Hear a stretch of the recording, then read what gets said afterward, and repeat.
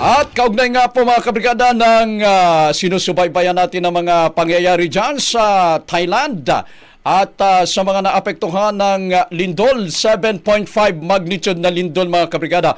Makakapanayan pa po natin sa pamamagitan ng ating linya ng komunikasyon. Isa sa kababayan natin mga kabrigada dyan sa Bangkok, Thailand, si Teacher Benz Boston.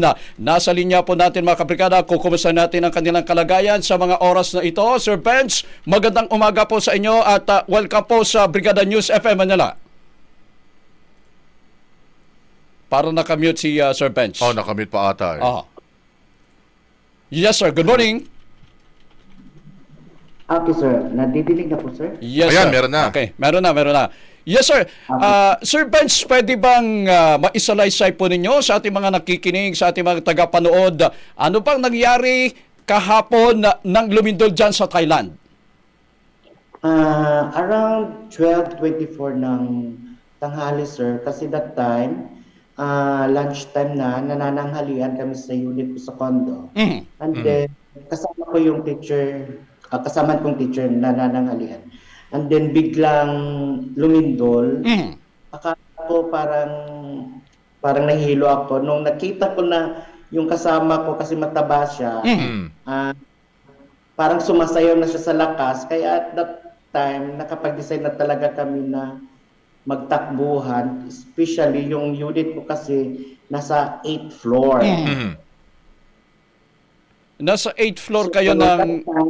And since yung swerte namin, kasi yung unit namin nasa malapit sa mga parking area, parking space ng building, so madali lang yung access namin palabas. Aha. So, nung nangyari yung lindol, Sir Benz, nasa 8th floor kayo, ano yung una nyong ginawa nung, syempre, naramdaman ninyo yung mga pag-alog dyan dahil sa lindol? Anong tawag nito? Pinakiramdaman ko muna kung lalakas yung pag-uga. Then, nakita ko about mga 5 seconds siguro that time, nung parang lumalakas na siya, then yung mga gamit ko sa cabinet, nagsilag na. That's that time na naka-decide na ako na tumakbo na pababa, wag nang gumamit ng elevator. Na tayo sa baba sa parking area. Siyempre, 7.5 magnitude na lindol, Sir Benz. Pwede bang i-describe mo sa ating mga nakikinig ngayon, gaano kalakas, ano pang epekto nito doon sa loob ng kwarto ninyo? Ano bang, may mga nabasag ba? May mga nagkabitak-bitak ba na mga walling doon sa room ninyo? Sa unit ko, sir, walang nabitak na wall, pero sa ibang unit, mayroong mga nag-crack yung mga walls nila doon. Okay, sir. Sir, this is my first time na naka-experience ng napakalakas na lindol. Ayun. After ho ba nitong napakalakas na lindol na yan kahapon, Sir Benz, meron ba tayong mga nangyari na mga aftershocks, mga malalakas pa na pagyanig? Nasundan pa ba yun, Sir Benz? Yung pinalalabas dito sa, yung parang Facebook sa atin dyan, 7 beses na nag-aftershock until 3 p.m. Pero parang hindi na namin nararamdaman kasi nasa labas lang kami naglalakad-lakad kasi pinapasok kami ng condo 5 p.m. na kasi bawal kami pumasok kasi.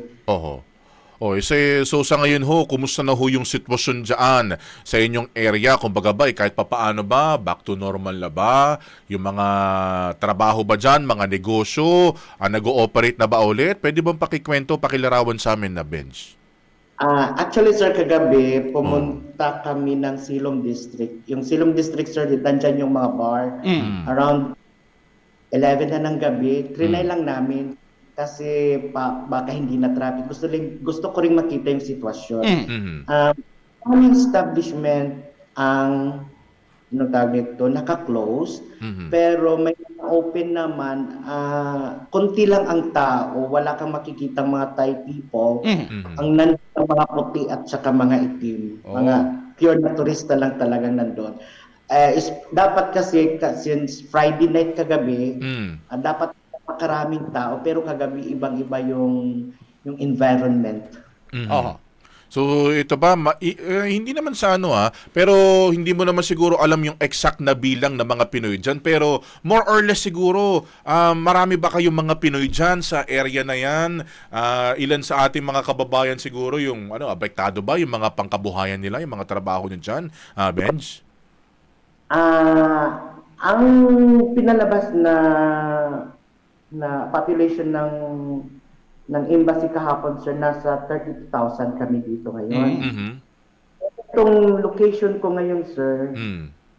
sa Prairie, dito sa Bangkok, parang Filipino community kasi ito, sir. Marami Actually, talaga. ito mismo na condo, halos Pinoy ang nakatira. Aha.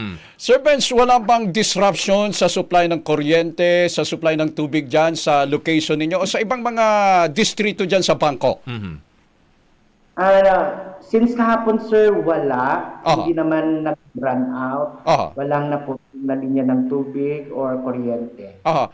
Kayo po ba yung nakabalik na doon sa inyong kwarto, doon sa 8th floor ng gusali ninyo? Kasi nga, kapag kami Lindol, usually, ini-inspect muna ng mga authorities saka magbibigay ng go signal kung safe na bang bumalik. Kayo po ba ay nakabalik na doon sa inyong tinitirhan? Nasa friend ako ngayon, sir. Takot ako bumalik. Oo, talaga. Oo. So, pero may Tracks kasi wala pang assessment na nangyayari sa building. wala pang assessment. So wala pang binibigay na mga signal yung gobyerno ng Thailand na pwede na safe na bumalik doon sa inyong tinitirhan. Kagabi, nag-announce si Prime Minister, yung anak ni former Thaksin Shinawatra, na bumalik, especially yung nasa kuan. Kasi yung iba naman kasi, sir, takot bumalik, nasa open air lang sila, nasa party lang sila. Then, ang government ngayon, yung mga tao na takot pang bumalik, mag-provide daw ang gobyerno ng mga pagkain sa kanila ngayong araw. Aha. Ayun. Ngayon ba, nag-reach out ba sa inyo yung embassy? Meron ba tayong mga kababayan na kailangan ng tulong siguro? Kasi nga, sabi mo, yung ilang mga establishments hindi muna nagbukas kagabi dahil nga syempre sa takot pa rin. Kumbaga ba, mas pinili nila na manatili muna sa bahay, yung mga empleyado nila. So, itong mga kababayan natin, apektado siguro ng mga panandaliang hindi muna pagbubukas sa mga establishments. Nag-reach out na ba yung ating embassy sa inyo dyan, Benj? Sa Facebook page ng Embassy, sir, naglagay naman sila ng hotline doon, sir. Actually, sir, hindi naman apektado yung mga Pinoy dito. Regarding sa kasi halos ng Pinoy dito, sir, mga teacher po. Wala trabaho ang mga Pinoy dito, sir. Aha. Okay. So, since karamihan sa inyo mga teacher, Sir Benz, walang klase ngayon. Saturday ngayon so walang klase sa mga private. Actually, sir, wala na talaga kaming pasok kasi semestral break na. Okay. Nagkataon naman pala na break na. So, wala lang pasok, walang trabaho. Yung mga opisina, sa mga oras na ito ba, Sir Benz, ano pang obserbasyon mo syempre sa negosyo, sa mga highway? Kumusta yung mga lansangan dyan ngayon sa Thailand, sa Bangkok? Umuwi ako ng bahay, sir, around 2:30 ng madaling araw. Okay naman, sir, wala nang traffic or yung taxi na sinakyan ko lang siguro, iniwasan niya lang siguro yung mga close na daan kasi kahapon, maraming close na daan at saka may mga bridges na klinos then bawal ang gamitin ang flyover. Aha. So may mga napapansin kayo, Sir Benz, na mga itong mga debris na nakakalat sa mga lansangan, mga nabuwal na kahoy, may mga gumuho na mga building along the way nung papunta ka diyan sa bahay ng friend mo? Sir, nung pauwi ako, sir, maayos naman, wala namang mga debris na nagkalat sa daan. O siguro yung mga nag one way lang kagabi siguro. Yun na siguro, sir, pero hindi ko na masyadong napansin kasi medyo naantok na rin siguro. Pero may kagabi. Pero wala naman masyadong nag-a-assist. Ang warning device lang nakalagay. Sir Benz, gaano kayo kalayo doon sa yung nakikita natin sa video, yung may gumuho na mataas sa gusali? Malayo po ba kayo sa lugar na yan? 7 kilometers, sir. Kailangan magsakay sana ng train. Pero suspended yung biyahe ng train. Pero in-announce naman ng Prime Minister kagabi na ngayong araw i-resume lahat ng biyahe ng subway, lahat ng mass transit system ng Thailand, sir. Okay. Ayun pala. So yung mga biyahe tuloy na yung sa trains pero yung ibang flyovers ay hindi muna pinadaraanan. So siguro ano na lang yung teacher sige po.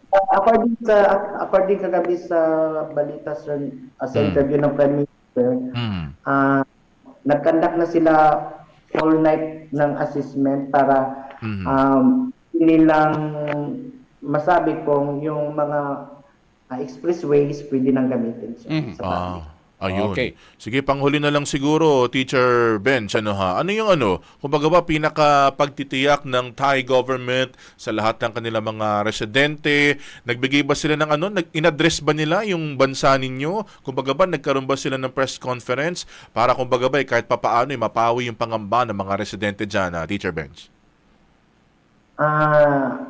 Kung tutuusin, sir, masyado naman silang attentive sa mga pangyayari.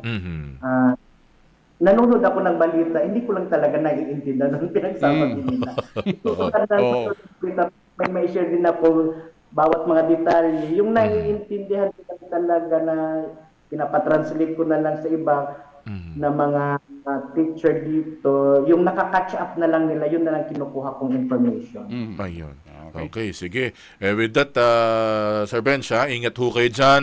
At syempre, prayers namin para sa inyo lahat dyan, mga kababayan natin, at sa lahat ng Thai National ng kaligtasan para sa ating lahat. Maraming salamat at ingat kayo dyan, Teacher Bench. Thank you, Sir Bench.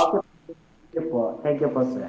Ang bahaging ito ay hatid sa atin ng Power Cells Herbal Capsule. Tuldukan ang sakit dahil ikaw ang sandigan.